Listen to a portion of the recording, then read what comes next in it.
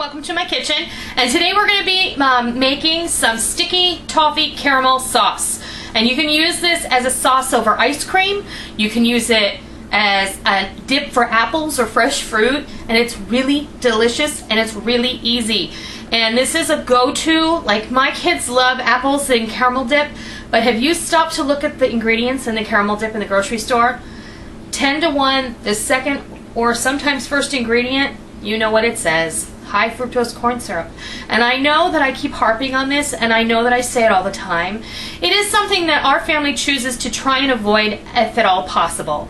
I've had several people leave nasty comments in my videos because they say you're a fat whale and why do you care what you eat? We know that you're lying, that you really eat junk all the time, and that you just preach about eating good food and you're not really doing it. Well, that couldn't be further from the truth, and I'm not going to address those people at all. I'm just saying that it's something that we choose not to do. I didn't get this way overnight. It's not so much about us, it's for our kids. What are they going to look like in another 20, 30 years? That's right. I'm trying to save my kids. And you should be trying to save your kids too. Because right now we do have some control about what we can do. So that's not why I came here to talk today. What I came to show you how to do is make this amazing caramel sauce. And I made some last night, and I'm going to show you the little bit we have left in the bottom of the jar. I'm going to show you what it looks like. I'm sorry, baby. I'm getting a spoon. It's really, and when it's warm, it's beautiful caramel. Tell them what it was supposed to be. Butterscotch. I was trying to make butterscotch, and it didn't quite make that buttery flavor, but I'm working on that. This is it tastes like soft toffee. It's really delicious. Mm-hmm. It really is. And if you eat it just like this, you'll be really happy. You will be. So this makes a fabulous caramel sundae. It makes fabulous dip for apples or pears, or I mean, look at it's so gooey and beautiful. It's just wonderful. I'm going to show you how to make this. And what I made last night filled up about a pint, but today I'm going to make enough that fill about a quart jar. What I have in the pot is a stick of butter and 2 cups of brown sugar that we just made. I'm going to put a pinch of salt because everything sweet needs a little salty. And I'm going to add some golden syrup. You don't have to feel like you have to use golden syrup, but we're going to want,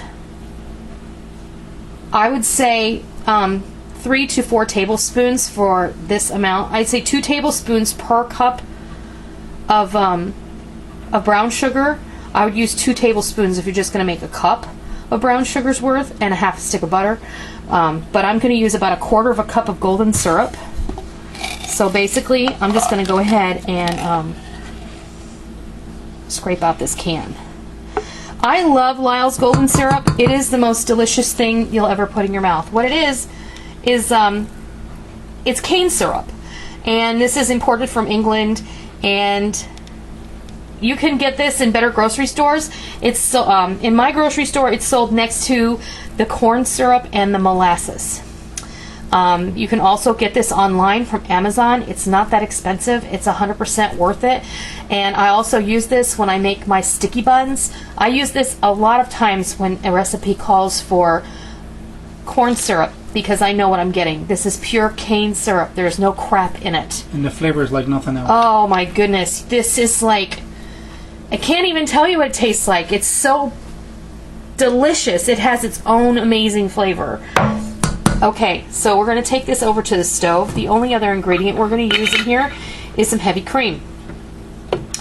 But first, we have to get this on the heat. Oh, I'm sorry. I'm going to put this over a medium-high heat. We're going to get everything kind of going. We're going to get this butter melting. You can hear it starting to sizzle in here. And then it's going to happen really fast. You're going to want to get this all melted together so it's one molten looking substance. It's going to be bubbling. It's going to look like molten lava.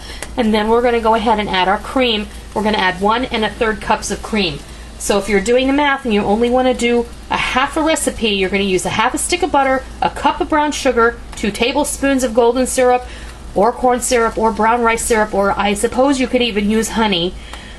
And you're going to use 2/3 of a cup of cream. So, let me grab my measuring cup.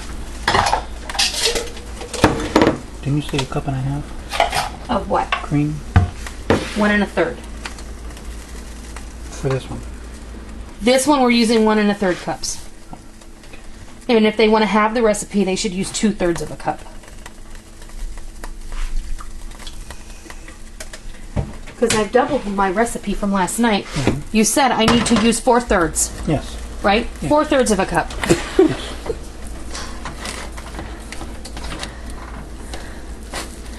Okay, you can see the butter is starting to melt now. And you don't need to fiddle with it, but because it'll start to do its thing all by itself. But I'm very impatient. And I like to help it along. And then I'll like even break up the butter because, you know, it'll melt faster if it's broken up because, again, I'm cursed with impatience.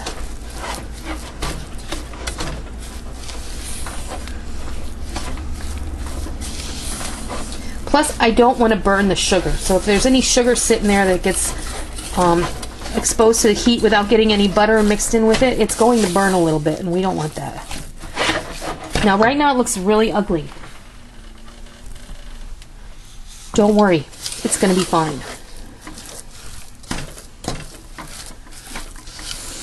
And also, please remember, if you're not close to your sink in configuration to your stove, please keep a cup of cold water somewhere near you. If you should get bubbling hot sugar syrup on your skin, you're going to want to make sure that you have cold water close by. My sink is right next to me, so I don't have to do that.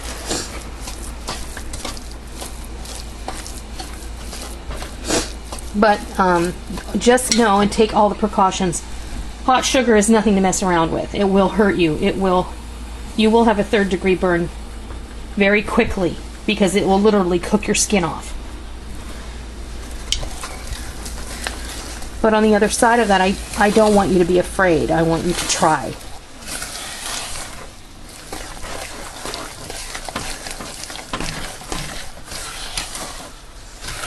Now it still looks really thick, but you have to wait and it's going to turn into this nice liquid. Because whether you realize it or not, that sugar is melting and it is turning back into its liquid state because sugar is a liquid ingredient.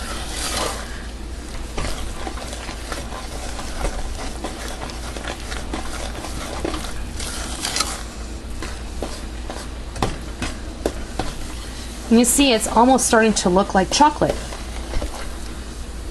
It's still grainy, and that's why we need to keep it over the heat. I'm going to turn my heat up just a tiny little bit.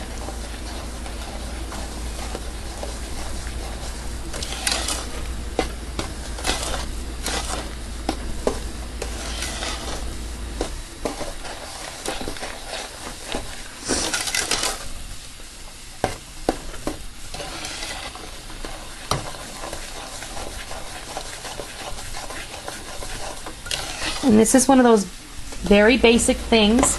If you know how to make a caramel sauce, there are a lot of things you can do with this knowledge.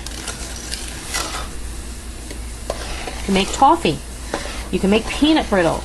That just involves a couple extra steps and a thermometer. And sometimes people get really good at it, they don't even need a thermometer. Some people would use a thermometer for this. Not me. We're just using this by sight.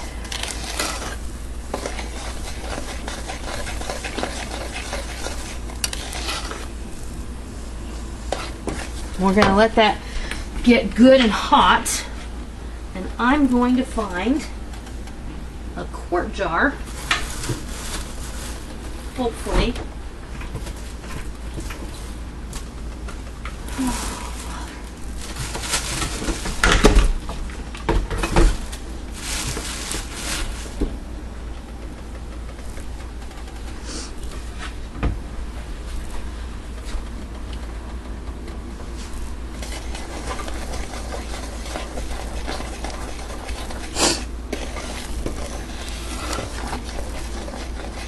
And again, we're doing this in real time so you can see what it looks like at every second along the way. So it's one thing for me to say we're going to go and I'm going to brown the meat. But like when I did the toasted coconut, I know that video was 13 minutes, but there are a lot of people who've maybe never toasted coconut before, just like there are a lot of people who've never made caramel or caramel sauce before. So Or butter.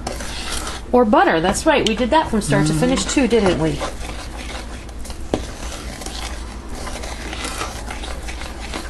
Okay, you can see, I can see and I can feel that it's still a bit grainy, so we're not hot enough yet.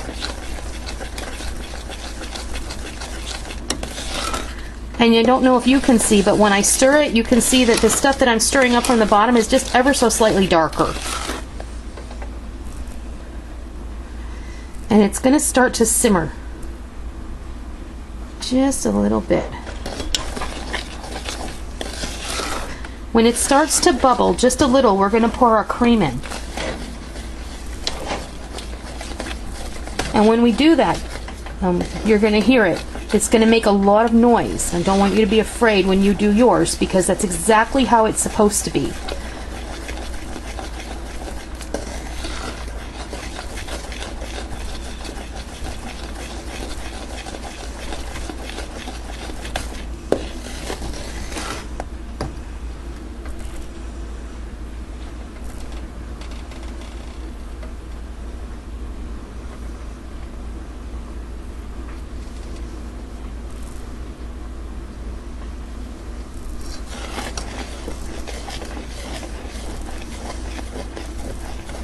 And I can start to smell it. It's starting to smell like toffee. I can also see that the graininess is starting to cook out of it. It's starting to become smooth. A little more time, a little more heat. It's going to start to look molten. It's going to start bubbling. And it's going to be an erratic looking bubble. It's going to be, I don't know, it's not going to be those perfect like bubbles that come up in water. It's going to be a very stiff kind of gelatinous looking bubble almost.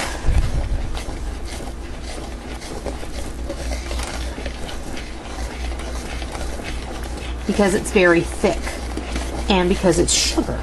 So, and also keep in mind that you don't want to walk away from this, because this will burn very quickly. And you don't want to walk away from it anyway, because if you walk away from this, it could literally, if it boils dry, you could set your kitchen on fire. So you don't want to do that. I can hear it wanting to boil.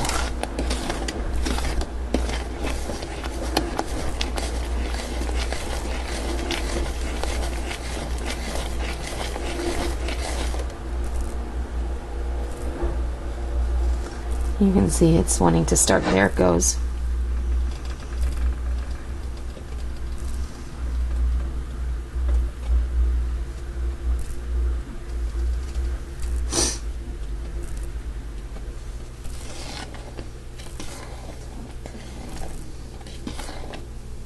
I can hear him snoring. My cat is snoring.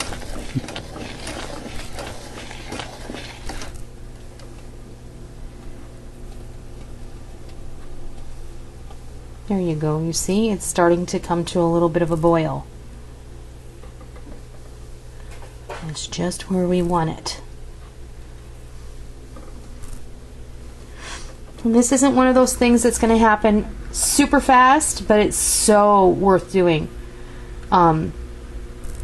Again, you can make your own ice cream toppings, and this is going to be the first in an ice cream shop series that I plan on doing over this summer, and I have so many ideas that I want to share with you. You know, in the Coffee House favorite series that I did last year, we did so many. We did vanilla syrup and we did chocolate syrup.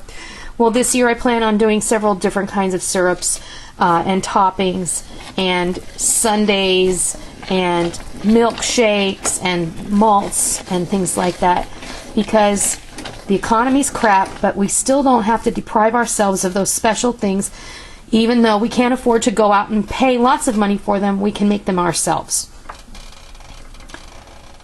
And I even have an ice cream recipe that doesn't require an ice cream machine. It doesn't require that you squeeze it in a plastic bag or roll it around in a coffee can. It's an amazing no-churn ice cream recipe, and I cannot wait to share it with you. And here we are. Our mixture is boiling. The graininess has all but disappeared from it because now we've reached this point where the temperature is just right. We're going to add our cream. Now remember what I said about that big noise, okay? Now just stir that in. It's going to look like a hot mess there for a minute, but it's all going to come together. It's also going to seem like it became very loose and it's never going to turn into caramel. You're going to have to boil this for at least 4 minutes, okay?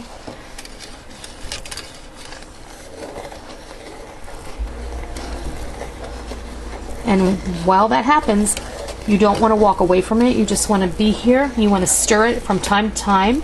You don't have to stir it constantly. You just have to keep an eye on it. But don't walk away from it. You know, if you need to turn around and do some dishes or something, that's fine. But don't turn a blind eye to this because it could turn ugly very quickly. Now, because we use brown sugar in here and the golden syrup, it's going to have an edge of toffee. You know, if you like toffee candy, then you're going to love this sauce. It's got a really lovely brown sugary edge to it, and it's just really delicious. And it's buttery, and it's just great. Mm-hmm. It was a happy accident. It was a happy accident.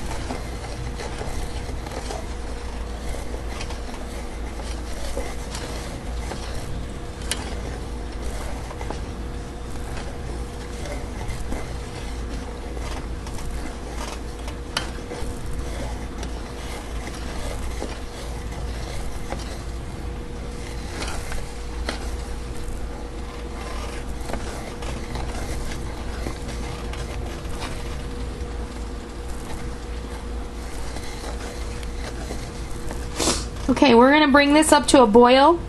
We're going to cut back the heat a bit, and then we're going to boil this for 4 minutes. When that time is up, I will come back and show you what it looks like. Okay, I had this on a timer and 4 minutes has beeped. I did not start the timer until it started to boil, and I have not walked away from this because you can see that it's really a molten substance, okay? You don't want to mess with this. So you can also see that it was a very creamy color before, and now it has darkened quite a bit. And the bubbles have gotten larger, and that's exactly how you want it, because now you know that the majority of the water that may have been in the cream has cooked out, and now we're dealing with just milk solids, butter, and sugar. So what you're going to want to do is you're going to want to bring it off the heat and just stir it down until it stops bubbling. It will reduce in volume quite a bit when you take it off of the heat and start stirring it because the air is escaping off of the surface. You can see how dark and luxurious that looks now. And you're going to want to let this cool down for like 5 or 10 minutes before you actually put it on your ice cream. Otherwise, you'll just have soup. Mm-hmm. Even better, let it cool down a good portion of the way before you serve this. That way, nobody is going to hurt themselves, and it's all going to be good. Tomorrow, it's going to be nice and thick when it cools off completely, and then everyone can spoon in there and use it to spread on crackers, or you could sandwich this in between butter cookies and it would be absolutely divine. You could spread this on pound cake. You can build sundaes with it. You could put it in the bottom of a turtle pie. I could think of a bunch of things to use this for, and it would be lovely. But the simplest way of all is just to dip wedges of fresh apple or pear in here, and it's going to be absolutely fantastic. So I shouldn't stick my finger in there for a taste. You absolutely should not stick your finger in there for a taste, honey. Because you know what's going to happen? Here, stick your finger in there. All right. All right, I'm going to come over here and I'm going to pour this in a jar with my canning funnel. What did that person call me? Mentally disabled cameraman. That's what the person called you. Yes. No, I'm physically disabled, not mentally. Okay, into the jar it goes.